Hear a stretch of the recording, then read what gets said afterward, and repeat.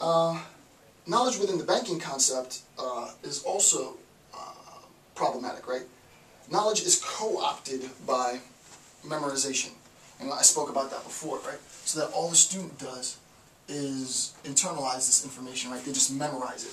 Everything that's given, they sort of stash. So students become amazingly good at sort of rote memorization. What did you say? Oh, he said this, almost verbatim of what the instructor said, right? This is our fascination, in a sense. You know, I'm not going to go off on too much of a tangent, but this is our fascination, and even my fascination, to be honest with you, of memorizing lines out of like pop culture, right? So you know your favorite song, right? You memorize it. You memorize the words. Your favorite movies, you know, Napoleon Dynamite or Pulp Fiction. You can go through and say whole scenes verbatim, right? We memorize as a culture. We've been taught that there's, you know, that person's eclectic who can just, you know, recite the entire the movie, right? Wow, what ability you have to be able to recite that. According to Freire, there wasn't anything creative in reciting the movie. What was creative is the production of the film, right? So we need to be more producers rather than sort of specialists in recitation, right? Reciters, if you will. Okay. The content of knowledge is owned or possessed by the teacher, and we talked about that. And the knowledge is privatized, right? And this is a pretty interesting concept. I might blog about this later, but in a sense, the whole ivory tower, and I read my favorite line out of Freire in previous videos about the role of the ivory tower. The whole idea of the ivory tower is that knowledge has been privatized, right? In order for you to gain access to what I'm teaching now, you have to pay big money, right? You have to pay several $1,000s in order to get the education. Well, clearly that's not the case with me, because you're getting it for free. So I completely see the role of the privatization of knowledge, and a way that I sort of rage against the institution myself is by giving it out for free. Now, whether people read it or not not read it, but watch it or not is entirely up to you. But at least there is the possibility for access, right? There's now a door of access into what would otherwise be reserved for a very, very small group of people. Okay. Now, with respect to the problem-posing model, the better of the two models, right? With respect to the idea of the problem-posing model, we can talk about new modes of accessing knowledge, right? So this is page 20 of the notes. Knowledge within the problem-posing method. The first point is that the teacher and the student, or the teacher-student and the student-teacher, are always cognitive, right? And I said that I would speak about this later, and now is when I'll speak about it. The teacher-student and the student-teacher are always cognitive. So we have the teacher-student and we have the student-teacher, and they're exchanged through dialogue, right? They're critically reflecting. They're both engaged in this point, and this point is critical.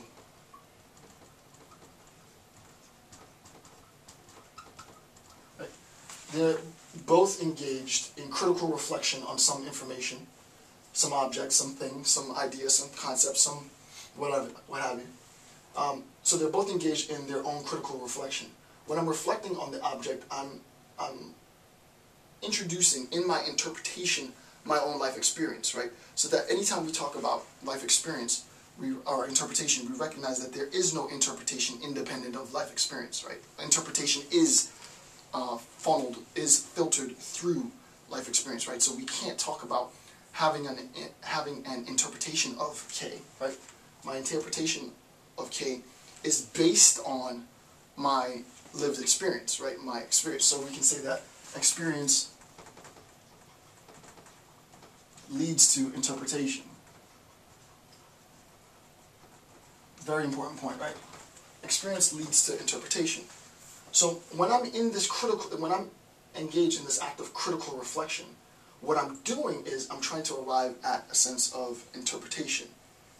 When I interpret, I have sense of what this phenomenon might be, the way that I have sense of this phenomenon is because I've engaged in sort of this reflection, right? And this is the first stage of praxis, right? So we said that praxis for Freire is reflection, dialogue, and the last was action. Right? Reflection, dialogue, action. So we reflect on some information. Teacher poses questions to the classroom as such. Instead of telling the classroom, class, this is what you need to know. You need to know K. Teacher poses a question, poses information in the form of a question to the classroom. The classroom and the teacher reflect on whatever the problem might be, right? Critically analyze whatever the problem might be. Then they enter into information. They enter into dialogue. I think it's this. I think it's this. I think it's this. I think it's this. K, K prime, K2 prime, K3 prime, K4 prime, blah, blah, blah, blah, blah. Many, many different interpretations, right? From that, what we do is we recognize that there's going to be an action now. So the teacher then says, well, okay, based on your interpretation of K, I want you to do a poster presentation, a class presentation, a defense of whatever your interpretation might be, and this is critical pedagogy, right? This is the problem-posing method, because I've gone from a state of critical reflection. Students have engaged in dialogue with the instructor has engaged in dialogue with the students, roles have been shared, and then the teacher doesn't really go off and act, per se, right? The teacher might think about the concept, but the students go off and act, right? And this action is the last phase, right? And that's it. And that's it. It's pretty simple. So it's important to recognize that in this problem-posing method, the teacher-student relationship and the student-teacher relationship is always cognitive. I'm always thinking about reflecting on it, exchanging in dialogue, or thinking about my action. It's always cognitive, right?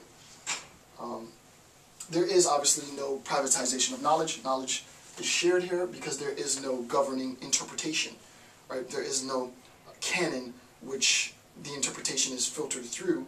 Interpretation is only filtered through experience. Both the instructor and the student are co-investigators and also co-creators, right? They both co-investigate, they both analyze, they both critically reflect on some bit of information, and they both transform rather than transfer that information between members of the group.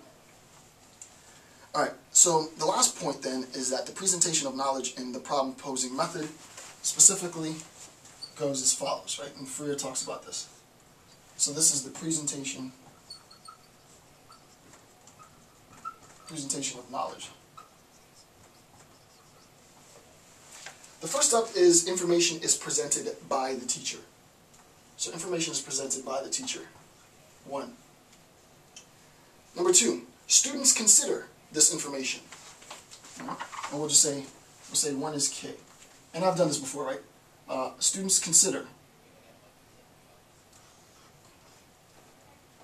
Students consider this information.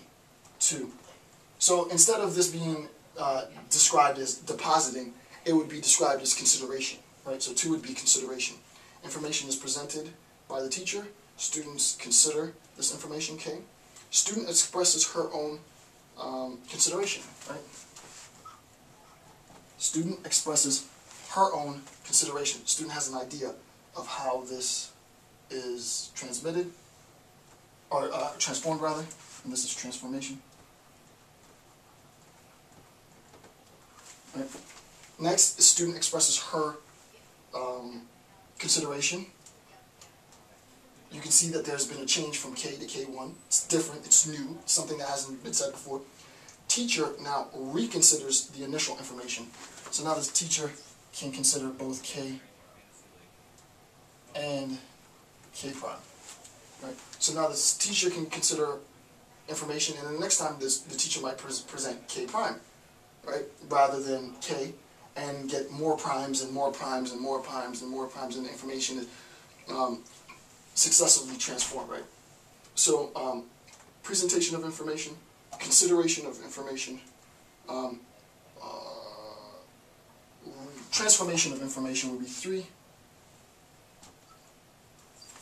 and then reconsideration of information would be 4, right? So this is the sort of cyclical loop of the problem-posing model.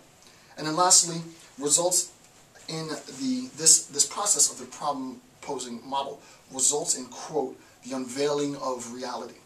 And all he means by the unveiling of reality, right, this sort of idea that reality is balled up, right, and what ends up happening is that it's going to be unraveled, right, that it's going to be unraveled. This unrolling or unveiling of reality is that part of this spiral, part of the content that's hidden deep within, right, this is sort of surface level information, this is internal information, is that the way that we get to that information is by accessing the truths that the student has in his or her life.